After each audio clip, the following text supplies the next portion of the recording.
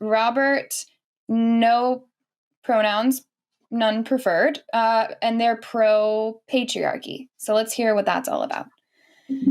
Hello, Robert. You are live with Promise and Roxanne. Hi, Promise and Roxanne. Yes.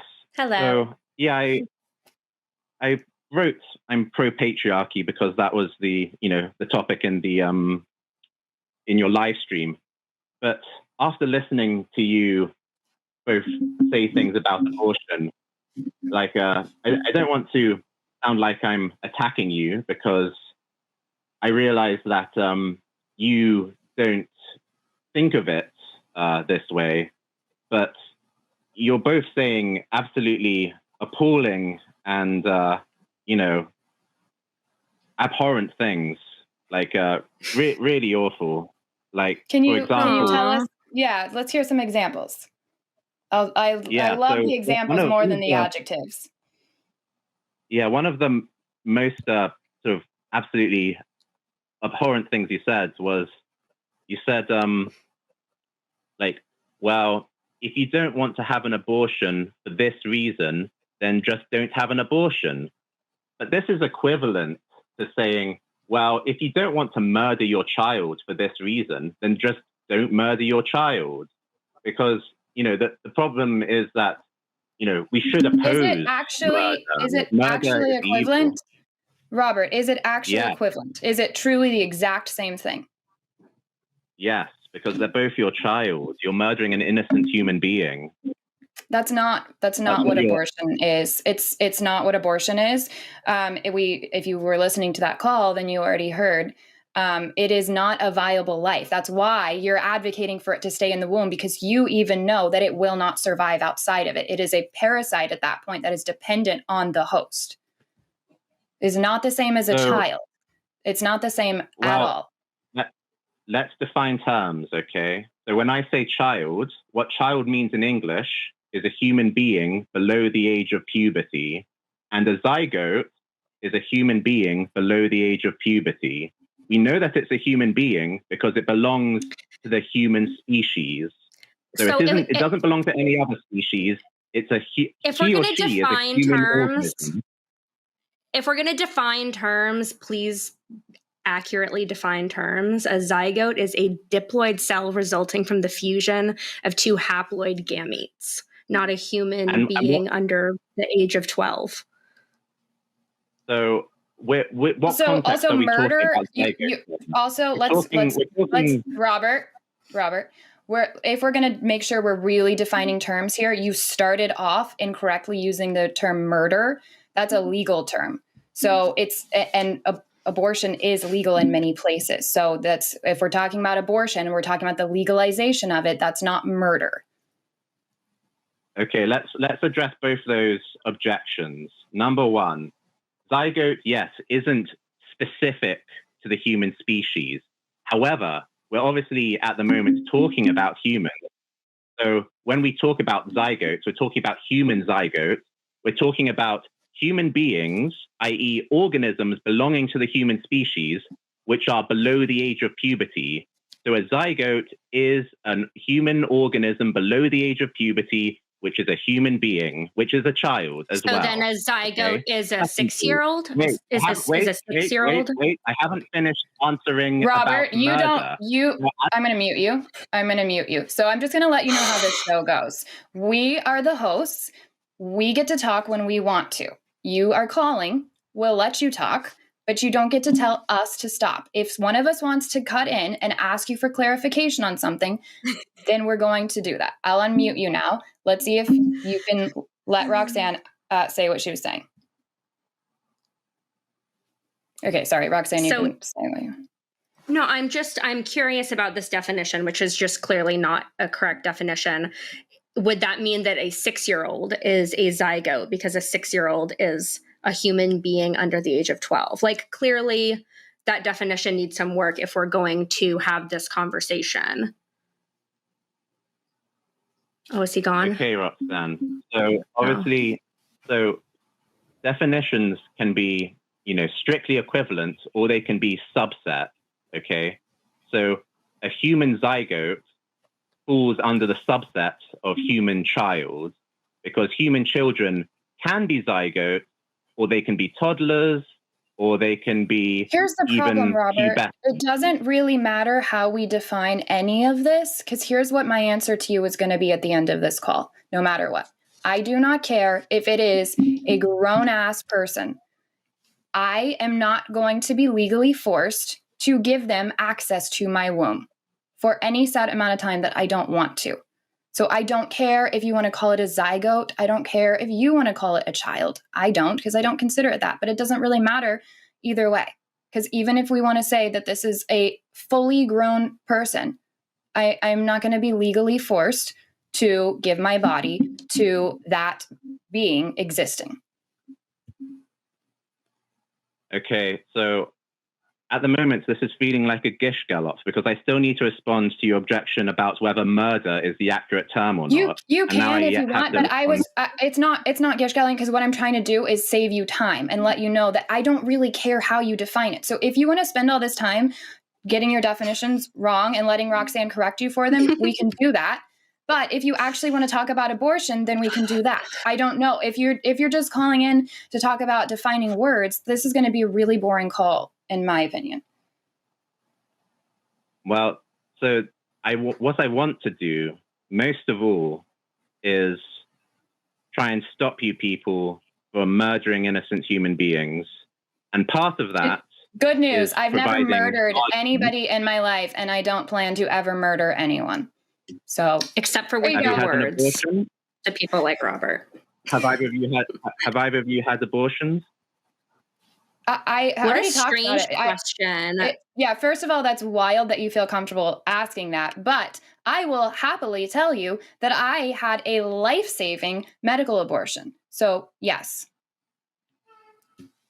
Okay, well, so the reason why I asked that is because if we're talking about abortion and then you say, you volunteer the information, I have not murdered anyone, then it makes sense for me to ask whether that includes kind of deliberately killing unborn humans in your womb.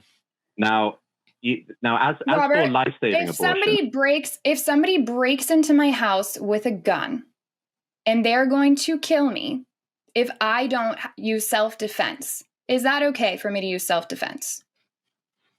It is. Great, cool. That's what I did. I had an ectopic pregnancy, which, do you know what that is? I don't know what that is. Right, but yet you have a really strong opinion about a subject that you're not even informed on. And that's really infuriating, to be totally honest with you. Anyways, I'll explain it to you. An ectopic pregnancy, just to keep it simple, is a pregnancy that's formed somewhere outside of where it's supposed to, and it will kill you, and it will kill the fetus. And it took out my fallopian tube with it. It was basically starting to rupture. I was bleeding out internally, and I almost died once they finally figured out what was going on. We had already tried to, because we knew something was wrong with the pregnancy, so we had already tried to figure that out for a month and a half, I think, at that point. So I had to have that procedure. It doesn't matter, though. There are women that get abortions for all kinds of reasons. But that's a reason that I got mine. Since you asked a personal question, I will answer it for you. Thank you very much. And I'm really sorry that happened to you. That's a extremely tragic thing to happen. And I'm just really sorry you had to go through something like that. And that's why we need safe and legal abortion. Glad we agree. Well, I agree in a certain respect. I agree that life-saving abortions, if we have to call them that, should be allowed, because what do we consider life-saving? Because what about when there's a 15-year-old girl and her life is going to be absolutely fucked if she has a kid? She's not going to be able to get the education that she wanted. She's going to be stuck in an abusive relationship for the rest of her life with the parent of this child that she didn't want to have. Like, what about that person whose life is also ruined in a different way? What about the fact that pregnant women, do you know the number one cause of death for pregnant women is homicide? So you're putting yourself at risk when you're just by existing as a pregnant woman. So what about those women who you could also measure that it was life-saving for them. Who gets to determine which life, why was my life more valuable in your perspective than the life of any other woman that decides that she is going to essentially lose the life that she's trying to have if she doesn't get this abortion? Why is that up to you, Robert, who doesn't even know how a woman's body works or what an ectopic pregnancy is? Yeah, so the way we make decisions about what actions should be allowed or not is we look at the consequences of either allowing the action or disallowing the action.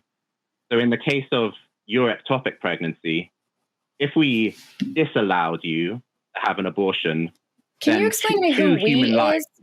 Can you explain to me who we is that you're talking about? Whoever's in a position to decide, whoever the authorities are. So, like I was saying, if the authorities had decided to prevent you or anyone else suffering a similar deadly ectopic pregnancy from having an abortion, then 2 human lives would have died, which is worse from if the authorities had allowed the abortion, in which case only 1 human life would have died. So that's what the if general somebody sort of what if somebody aborts the next Hitler, and instead of giving birth to that person that's going to commit mass genocide, they get an abortion and they've saved millions of lives? Would you say that's a good abortion to get? Maybe when we have the ability to predict the future, that maybe like here's what I'm getting at, Robert.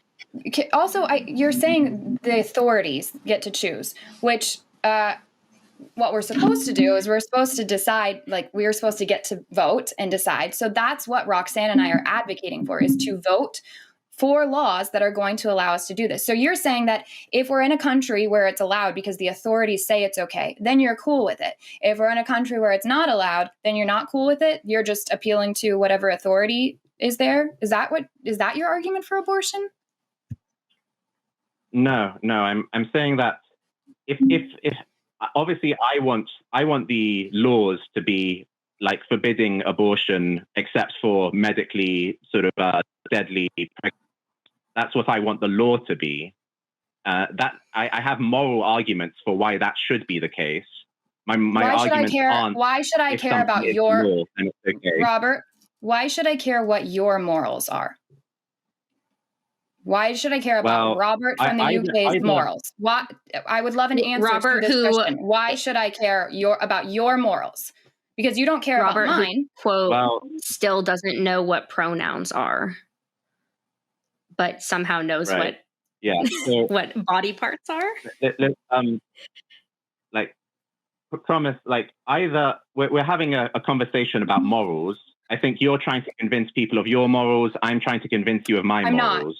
I'm not at all. Because nope, that's not at all. That's the difference between you and I. I'm not trying to convince people. First of all, you don't know what decision I would make when it comes to abortion. You only know about one so far, which is that I made that choice when it came to saving my life. You don't know what choices I would make about abortion. And I'm not going to offer that because that's private information. That's between me and myself. And so that's my moral compass. I decide and I get to make that choice. What I'm advocating for is for all of us to get to make that choice. Because your morals are different than mine, are different than Roxanne's, are different than everyone else. And until you can prove to me that there's an objective source assigning one single moral code that we all are supposed to follow, then that's just how the world works. So what I'm advocating for is for personal freedom and autonomy over your body, because I cannot think of a single situation in which it is okay to legally force someone else's body to be used for another person's. Okay, so like I think you're being inconsistent, Promise, because like we would all agree that murder is wrong and should be not permitted. Do you not know what murder is? Murder is a legal term. Are you talking about killing? I'm talking about unjustified, premeditated killing. Unjustified. Who gets to define what that means? Do you see what I'm saying here? You're trying to talk about morality, and where it's all subjective. Okay, so what makes something justified depends on your worldview. Obviously, theists have their particular worldview for what makes something justified or unjustified. For atheists and agnostics and secularists, their conception of justified probably comes down to things like kind of, would I want this to happen to me, or kind of does this produce more harm for humanity or less harm for humanity? Does this provide more well-being for humanity or less well-being? Those are the quantities that I'm appealing to when I say something is unjustified. Again, I already made my case, and I still haven't heard any helpful pushback to it. We have different moral views. We just do. And yet you're trying to appeal to morality about this abortion issue. And I'm not. I'm not trying to tell you if I think abortion is moral or not. I'm telling you if I think it should be legal or not. Okay, so, well, obviously, like in general, when people are arguing about what should be legal, like first they'll make a moral case, and then they'll, if a moral case, which I think is a really dumb reason I think that's a dumb way to make laws. Do we talk about morality when we put up a stop sign? No, we're talking about practical ways for us to all exist in society together in ways that keeps people hopefully alive and healthy.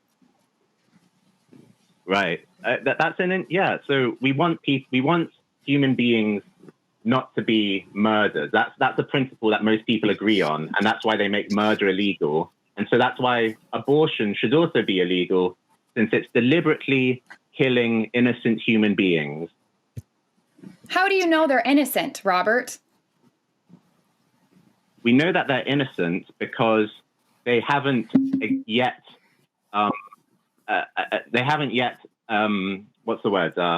carried out any acts. They haven't yet carried out any decisions.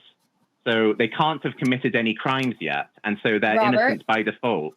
You keep skipping around my argument that I've told you from early in the call, where I told you I do not care if it is Mother Teresa in my womb. If I don't want her there, she has to get out. I'm not going to be legally forced to give my body to any other person, creature, zygote, child, whatever you want to call it. A lot of people think that eating meat and animal products is immoral because it involves killing animals. Should we outlaw eating meat? Or can you just not eat meat if you don't want to eat meat? Well, vegans probably would want meat eating to be outlawed because they consider meat eating to be, a heinous moral abomination, the same way I consider murdering unborn babies to be a heinous moral abomination. So I've never once heard a vegan say it should be outlawed or call in and tell people that they're abhorrent because they eat meat. It only seems to be regarding what female-bodied people are doing with their bodies. So I don't know. Yeah, Robert, I'm gonna tell you that.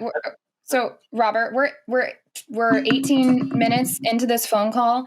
I have presented my argument to you. You've danced around it over and over again because you're really hung up on this idea of wanting to say it's murder, it's murder, it's murder. And I've told you over and over again that I obviously don't think that at all. And I've told you I don't think I should be able to be legally forced to give my body to any other living creature at all.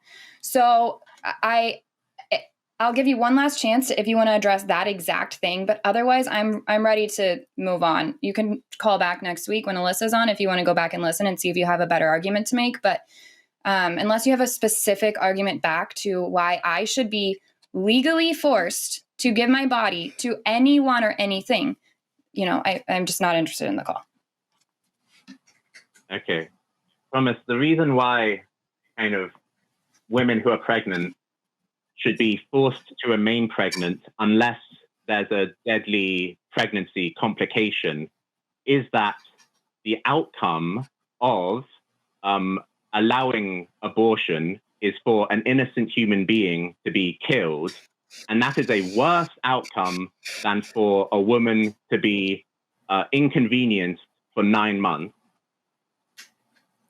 It's not just an inconvenience. Do you know what pregnancy does to a body? It literally doesn't even know what an ectopic pregnancy is. So, my God, it's not 9 months of inconvenience. Your life is at significantly more higher risk, first of all, of homicide, because for whatever reason, you men have strong opinions about forcing us to stay pregnant, but then you also want to murder us, speaking of murdering, once we are pregnant. So that's a thing that keeps happening. A lot of women end up developing lifelong health issues. I mean, almost every woman I talk to that has had children has lifelong health issues now because of it. And yes, for them, they made that choice. That's what they said they were okay signing up for. I can say that I don't want to sign up for that, and that's okay too. So it's not just 9 months of inconvenience. That's absolutely abhorrent for you to be so ignorant when you're trying to tell us that you have a strong opinion about something, and yet you're not even educated on the topic. Please go read something about pregnancy so that you know what you're talking about. Please go read about, once that child is here, everything that entails. It's so much. Also, please go read about postpartum, which is another killer of women. There's so many things here that you are not taking into account while trying to appeal to morality. And then you are, in my moral code, you're being extremely immoral to subject women just for a potential of life, to subject them to a lifetime of depression, anxiety, other things that can come from postpartum. We have women that take their own lives because of that. It's heartbreaking because they didn't get to make a choice about what they were doing with their own body. That's immoral. For you to want to force girls to carry pregnancies that they don't want, that is what is truly immoral. If we're going to argue morality, then I'll just say it back to you. That's so far, again, you still haven't convinced me why I should be legally forced to use any of my organs for anything. Okie dokie. So I did oversimplify by saying inconvenience. And so thank you for, listing some of the other complications and risks involved with pregnancy. However, even taking into account everything you mentioned, right?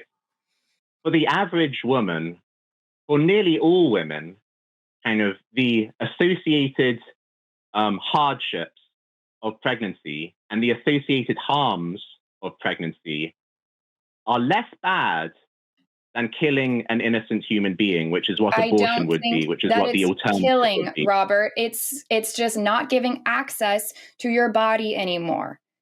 And this thing is not feeling anything. Nothing's happening. It's not. Robert, what do you think is worse? For a fetus to just never become a human, or for a baby to be born and then it goes on to be abused, to grow up in extreme poverty, to not get the education because their parent did not get to choose if they had them or not? Like, which is actually worse? I know a lot of friends who wish, it's heartbreaking, who wish that their parent had made a different choice about whether they were going to become a parent or not, because they were not ready to be a parent. And now my friends have to suffer the consequences of that the rest of their life. The better outcome in nearly all cases is for the unborn child not to be killed, because, and here's why, like, when the reason why killing an innocent human being is bad isn't because it feels painful to be killed, because you can kill people and even when they don't feel any pain. The reason why it's bad to kill people is because you're depriving them of something that belongs to them that they would appreciate. And so for kind of unwanted children, the children then, Robert, whose parents were prevented from having abortion, then you should never have sex unless you should never have sex unless it's to get someone pregnant and then for them to carry out that pregnancy. Those should be the only times that you ever have sex. Because otherwise you're making, that's insane. That's absolutely insane. And that's why we're coming back to the morality thing, because now you're wanting to legislate what people do with their bodies when it comes to just like basic things like having sex. We're never going to agree on the morality, Robert. If you want to call back next week, and if you want to go back and listen to this call and give me your best argument for legally forcing women to doing things with their bodies that they don't want to do, then I'd love to hear it. Well, I already gave you the argument. It's the less bad option than murdering an innocent human being. You made the claim. You made the claim, and you didn't. You made the claim, and you didn't convince me of anything. Well, so you what you said was which is worse, an unwanted child being born in unfavorable circumstances, or that person being killed in the womb. You gave me an opinion back, basically, right? And you gave me your opinion back. Here's clear evidence, right? Here is objective evidence. So when we want to evaluate kind of what a person feels about something, we look at their revealed preferences. We don't look at kind of simply their stated preferences, because often those are less accurate than their revealed preferences. And the revealed preferences of unwanted children are that most of them consider their lives to be worth living, because if they did not consider their lives to be worth living, then they could end their lives whenever they wanted. They could leave whenever they wanted, but they consider their lives worth living. So these unwanted children that you're saying, oh, it would be better for them to have been killed when they were in their womb. For most of them, if they had not been killed, they would have lived lives that they would consider to be worth living.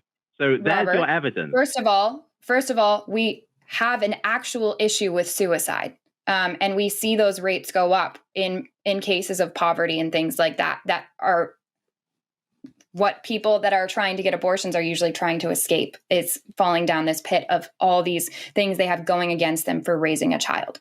So we do have an issue with suicide amongst young people. That is like an actual issue. So that's a wild claim to make. Roxanne, please, I want to hear what you're going to say. I'll just leave that part, but there's several things there that you said were wrong. I'm just fascinated by like that Robert has more regard for a hypothetical future human than for the actual people who are currently pregnant and saying like, this is not good for me. This isn't what I want. What about their experience? And if they're happy in life, like it seems like really this boils down to, I literally see women as such less than human entities that I don't care if they're inconvenienced for 9 months, because what if the human that eventually grows and comes out of them is happy in 10 years or 12 years? I'm sorry, like it's so dehumanizing. It's so sexist. It's actually like, I'm actually just sitting here fuming because it's just infuriating. Like, listen to women, believe people who say this is good for me now. This is a choice that I want to make because this is the correct choice for me. And like, maybe don't get someone pregnant. I fear that you should definitely not get someone pregnant, but maybe just don't do that. And then you won't have to think about this. Okay. Robert, can I ask you one last? Yeah. And then I have one last question, and then we got to move on to the other callers. Okay. So as for the suicide rates, I've actually looked up the suicide rates in orphanages in Russia. These are unwanted children. Robert, we're not talking about children. We're not talking about babies. Listen to me. No. But I also we aren't talking about babies. But in orphanages. Also, Robert, this argument does not hinge on whether people are that you are so unable to actually follow the argument through that you keep going off on these side things, and I'm not going to let you keep doing that. Here's my last question for you. It's a yes or no question.